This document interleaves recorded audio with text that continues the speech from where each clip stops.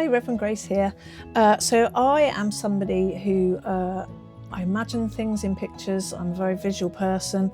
I benefit from mind mapping if I'm trying to understand a thing or plan a thing, and getting things drawn, even if it's in just sort of like diagram or chart sort of form. And back in Lent, I was doing some videos, and there was one where I was exploring like, where is God? And it ends up with, well, to know where is God, like you have to think, what is God? What are the concepts that I understand from that, and what makes sense? Anyway, I thought to make more sense to me, I imagined like drawing it out in pictures, and so I did. So I'm revisiting that video, partly because I got my new whiteboard and I just love to do a whiteboard. It deserved a bit more exploration. And so this is how my thoughts unrolled as I drew. So thinking back to Sunday school, religious education classes at school, things like that, you would sort of, if you're trying to, these are not representational sort of, like academic diagrams, obviously. They are just 2D representations of trying to like pour some thoughts out of my brain, and then through putting it, organising it in a drawing sense, it's a process of fathoming out what could be. So anyway, top, we'll put God. From school classes, God was the creator, of course, 7 days and all of that. And we'll make that the velvet. Oh, crown's a bit small now. And we know that, like it said, he's on his throne, and he has with him, there's like, I'm imagining it's a realm, so I'll call it realm of celestial beings. Now there's also, you see, your celestial sons. They're spoken about in all different texts, not just biblical ones, Sumerian texts. So celestial sons. I think when I say realm, in my mind, it makes it easier to think that that's not necessarily in our universe. That's like, but it's, or maybe it is, but it's like down a black hole, or it's somewhat, anyway, it's one of that thing where it's right next to you, but you can't see it. I don't know. Anyway, who knows? But there is a place that if you believe in it, you think there's some sort of a heaven somewhere that when we die, our soul goes off. There is a realm of souls. Let's do one of my, I used to draw these. I used to make that out of clay as well, I think. And they're like little, just sort of, little spirits. There's obviously, yes, you can see that. There's us lot. And we live on the earth. And I would draw another one of these. So this is your, in your heart space. Imagine if that's where your soul resides, say. And one day, when you die, you go up to the realm of souls. So earth is within the heavens, or what we think of as space. It's not necessarily like this. So we think of heaven is always thought of as like being up. So in terms of ancient scriptures, biblical scripture, it would seem that there's something of this nature going on. This realm of souls is potentially what people would think of as heaven, that's where your soul goes when you die. And yet my granny certainly called the stars and up anything, up in the night sky, that she never called it space, in outer space. It was always the heavens. She wasn't a particularly religious lady. I don't ever remember her going to church unless it was a funeral or something. But yeah, that was always the heavens. I think that's maybe an older thing. And again, you see, this place, some people might call source. We'll come back to that. Because sort of I don't know if that's a comedy turd or a Chelsea bun. Oh dear. Right. Next.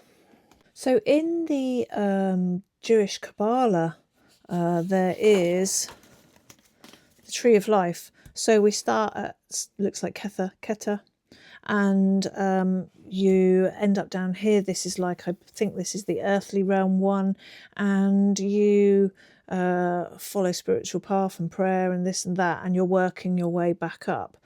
But as much as there are paths to go up, there are paths to go down. So this can be a constant. I don't know whether this is several lifetimes.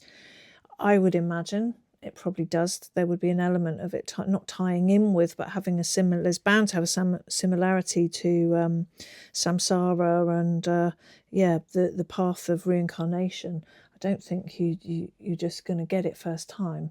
It seems to be, and also from what Dolores Cannon talks about, it seems to be that Earth is some kind of a school, and yes, you probably do start up here, or maybe you don't. Maybe you're on this sort of a level really, and but you're always coming down and trying to work your way back up. But I'll be guessing you go through the mill, through the cycle a few more times. So coming back to cracking thumb grommet.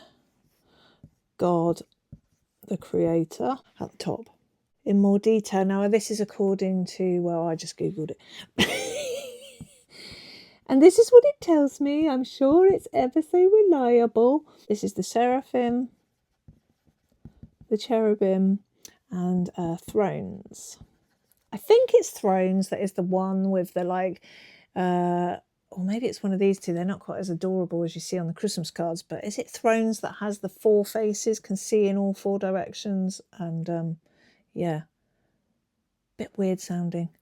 Then there's a next level, which is dominions, virtues, and powers. This is principalities. I've not done a full study into this sort of angels and thingies and all the rest of it, celestial beings. No. Just trying to, conquer the God thing first, and then we'll work our way back down to angels. So archangels and angels, bit more recognisable. Your Michaels, your Uriels, your Gabriels, Metatrons, and angels. I don't know, maybe they're archangel skivvies, who knows? But so all of this is God's celestial beings, celestial council. Some call it Sky Council. Paul Wallace and Mauro Baglino, they look at bits in the Bible where they're talking about the Elohim. So then we have, if you say that they're in realms. And then we have another realm, which is basically our universe. And in that, we have the celestial suns. And there are some that say, they're exploring things like the sun worship and things, that suns, S-U-N-S, and sons, S-O-N-S, it literally is just something to do with like when they invented vowels, or because the ancient Hebrews didn't have vowels. Anyway. There's some correlation. It's no surprise that the words are very similar, and they say the Son of God, and yeah. And then others will tell you that's a load of pagan nonsense. That's like a fried egg than Saturn. Anyway, out in space, there is a little cluster of stars called the Pleiades, mentioned in the Bible. I've missed my A out, Pleiades. And when you hear what you would call New Agers, and they're talking about star seeds and coming from Orion, or are you starseed from the Pleiades? Yeah, again, Orion is actually mentioned in the Bible. Anyway. And we have our little dude down on Earth with his little spirit. Yay! If that's Orion, you've got Sirius down here in the dog star. So this is your godly realm with all the levels and layers, whether they are actually in layers. I guess some of these can go into some areas and some can't. Maybe archangels can go up here, but angels can't, or I don't know what the criteria... I don't know how that works. So all of this is basically us on planet Earth, and maybe maybe our source is back to Sirius, back to Orion's belt, back to the Pleiades. Now, I say that because if it is right, what a lot of these fantastic people that put stuff out on YouTube now, and they are academics, and they are, they're credible. They have integrity. They've put in the backbone work, and the stuff that they're bringing out now, and have been for some time actually. I've been looking at this stuff for years. But if we on planet Earth we've come from hominids and apes, but it was when the thing changed that we got, what's it called? Not testosterone. Your telomeres, 22nd chromosome. We have been, no, it's not. Is it genetically modified? Yes, I think we're genetically modified. So this is what's coming out of understandings of Sumerian texts. So maybe, does that mean that actually this is our source? This is the source of our soul? Or actually, I'm inclined to think that whilst we may know that there is some connection with these places because of the beings that have been here before, still here, whatever, it still means that when your soul dies, I don't think it's the thing that's going back here. I'm sure from where you go, you can end up going back to you visit anywhere you like, probably, if you know the drill. So the one thing I haven't put in here is underworld or hell. Maybe we'll come back to that. Looking in the Islamic beliefs, we have at the top, let's put the rock in, we have Allah. They have a, not hierarchy, but a thing of 7 heavens or 7 skies. What's that? 6 rings, 1, 2, 3. So at the top here, this is where righteous souls reside. Right up there with Allah. Next one is abode of peace. Sounds lovely. And next one is the garden of eternity. The next one is, this one sounds lovely as well, paradise of delight. Nice. Delights. Next one, garden of paradise. I mean, it sounds like you could get in some of these and you wouldn't bother going on up. I guess we always want better, maybe even in soul form, that happens. Next one, garden of delight. And then the bottom one, something we probably all recognise, Garden of Eden. And I think it is from the Quran. I think this is why I've written this down here. Do you not see how Allah has created the 7 heavens one above another, and made the moon therein a light, and made the sun a lamp? 71:15-16. So basic, oh no, that's a sol, sun in the middle, and then we have all of the, in their orbits, the different planets. So it's all in this one sort of thing, but you have 2 separate things. So this is all out in space, obviously. You've got, now then, what is first? Mercury, and going all the way out. So Earth is, out here somewhere. People of the Islamic faith hold that Allah, nothing higher.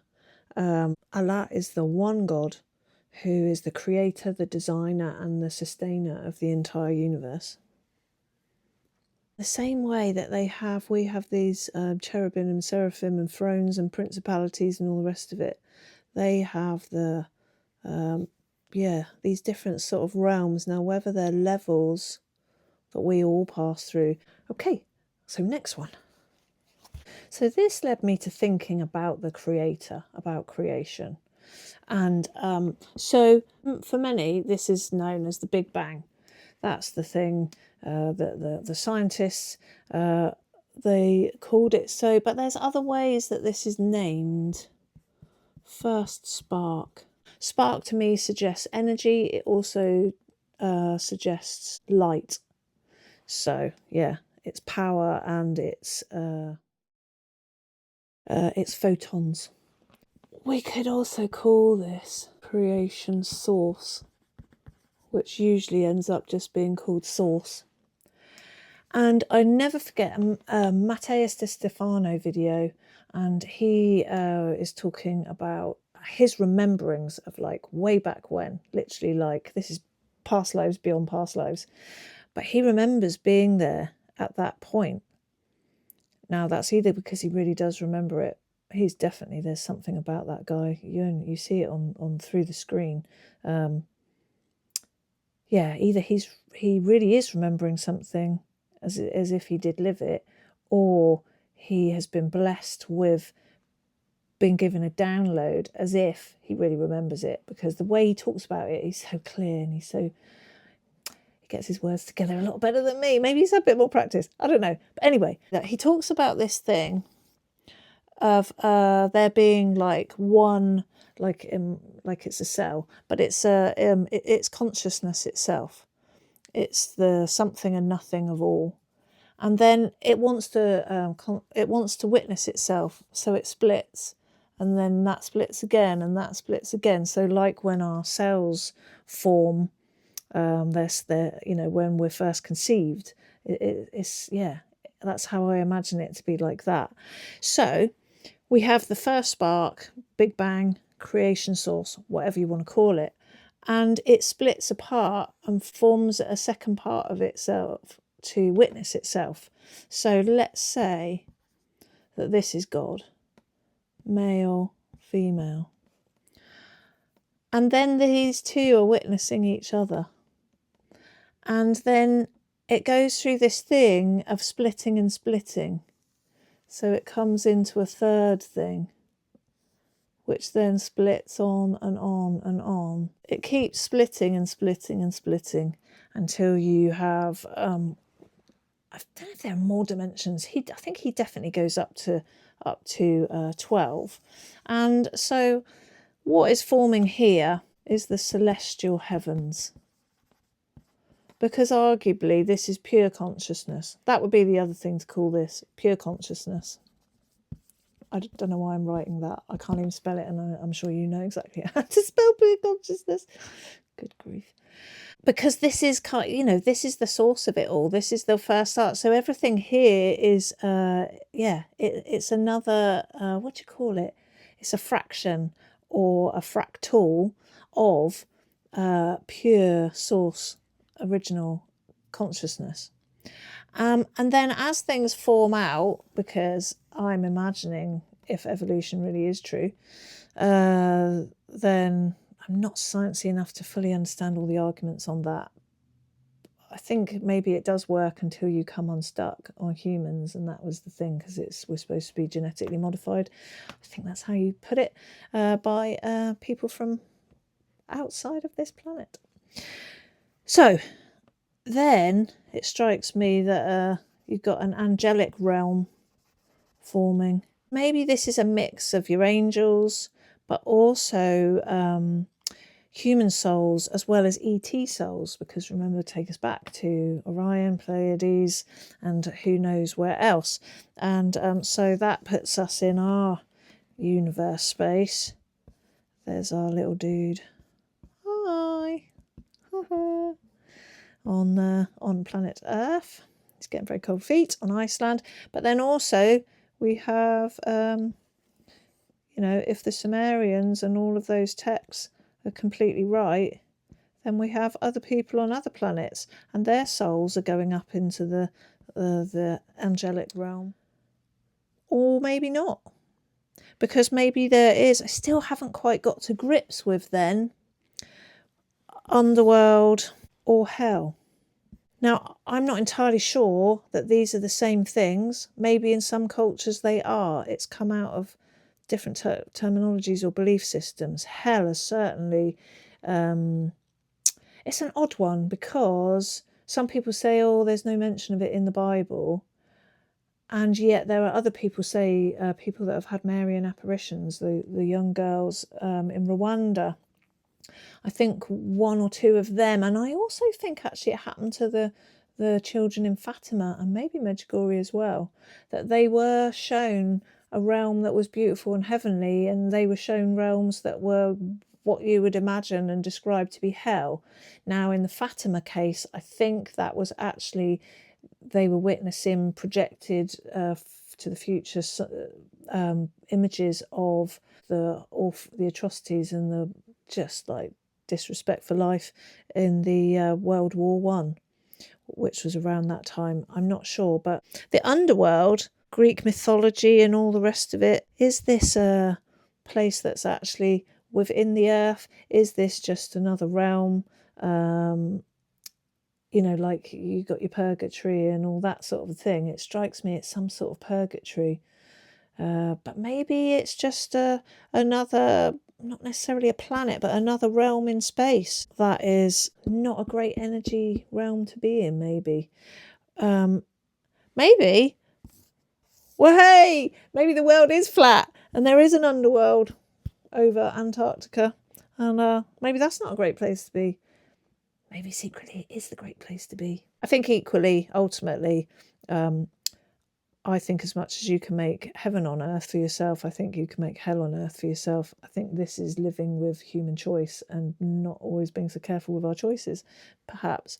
Yeah, anyway. I guess that if you were out on another planet and you were looking back at us, we would look like a star. The planet Earth would shine like a star. And I wonder, would we be a green star or a blue star? I'd like to think we were a green star.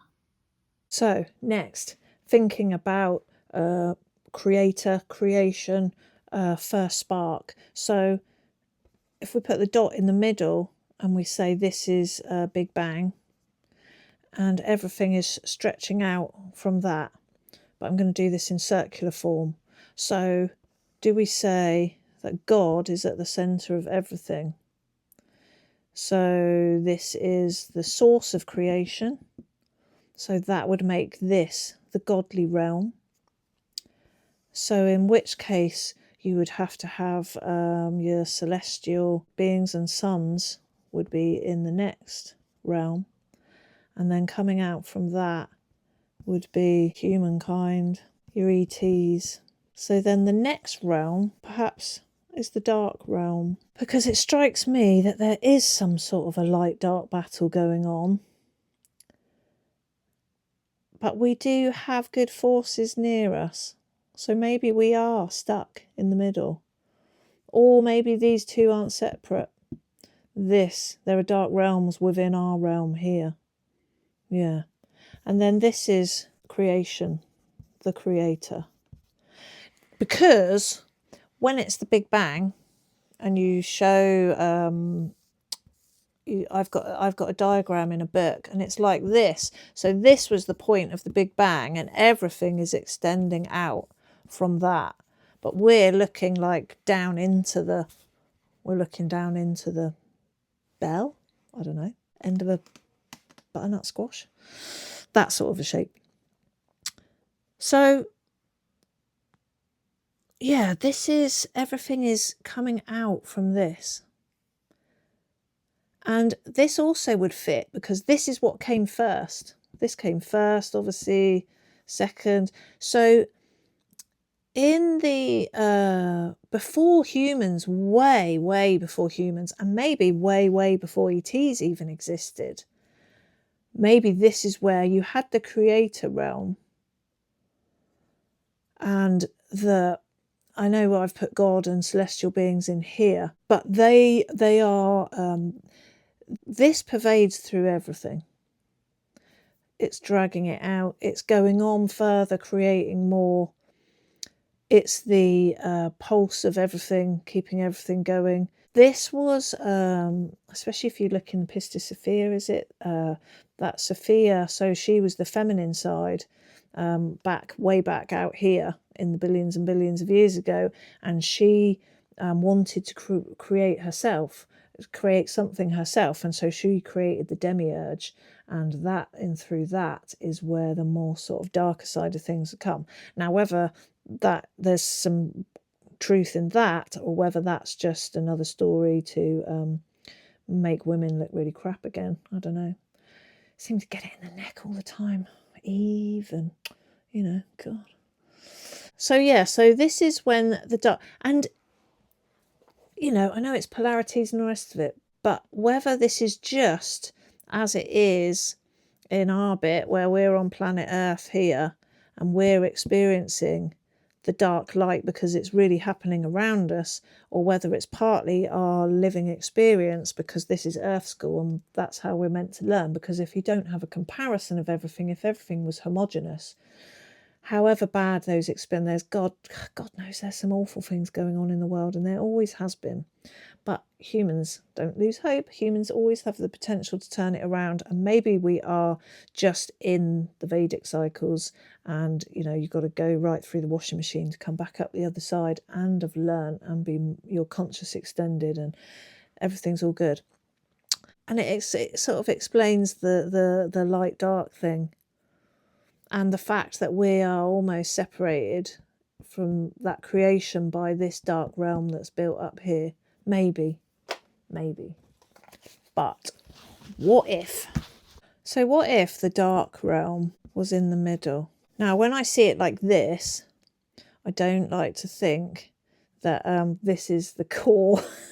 This is like the seed, the bad seed inside everything, because I don't really think that's how it is. Again, it's remembering that it's coming out of here. But even so, that means that there's a bit of darkness pervading as this is all expanding that way. Darkness is always pervading, but that does seem to be the way it is, isn't it?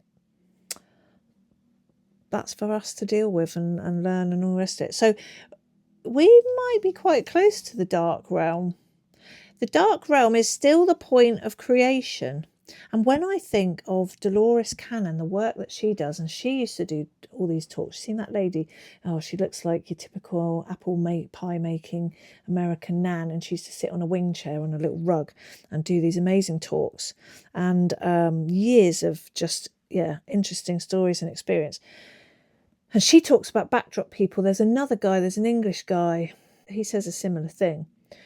And that if there's samsara and reincarnation, then these people that you come up against that are doing horrendous, murderous things, or just living in, absolute ignorance and rudeness, and or maybe it's people that are struggling with mental health and things. Some of them, not all of them. Crikey, I think the blooming modern life is enough to ruin most people's mental health. But it's the thing of being kind, because they could be, in terms of what Dolores Cannon says, they could be the souls that are quite new. They haven't gone round the system a few times and learnt and spiritually expanded and all the rest of it. So to be kind to those people, because you don't know. Anyway, so let's say source is coming from, and dark realm is coming from that. It's not what's chasing us, but it is what is at this point. So this is a human race. Again, these two might be intermingled, and also this could be your sort of your underworld, your hell realm as well, potentially. Again, so difficult, isn't it? Because we always think of everything in whilst this sort of helps my brain to work things out, we think of things in geographical location. He's up there, she's on there, it's behind there. It's underneath, it's beyond that. It's, everything is in a geographical location. Of course, with this sort of thing, you just can't quite do it. But anyway, so human race. So we're talking here that, basically this is Earth. And then perhaps you've got celestial suns.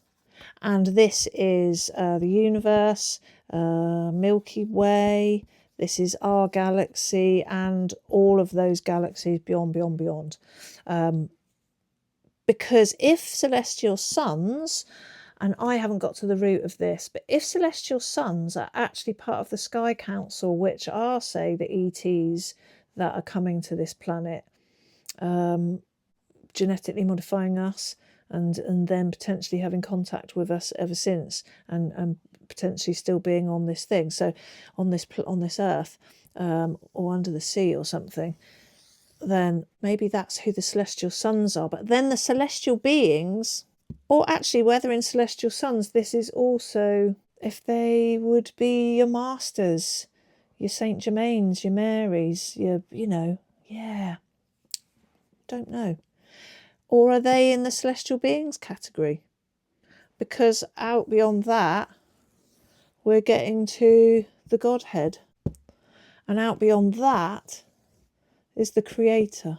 Because what it strikes me is that there does seem to be, whether you want to listen to New Age things or you want to listen to really full-on Roman Catholics, bishops, there does seem to be a dark-light battle. And I think there's probably more going on. There's definitely more going on than we all know. Oh, my word. Yeah. So it strikes me that there was the creation. So although this is the point where it happened, this is the Big Bang, it's coming out in this, melon shape. And so this is the first thing. This is the first cause. This is first, everything since. That suggests to me that if this is the consciousness splitting, the cells and splitting and forming dimensions. So this is still can't consciousness.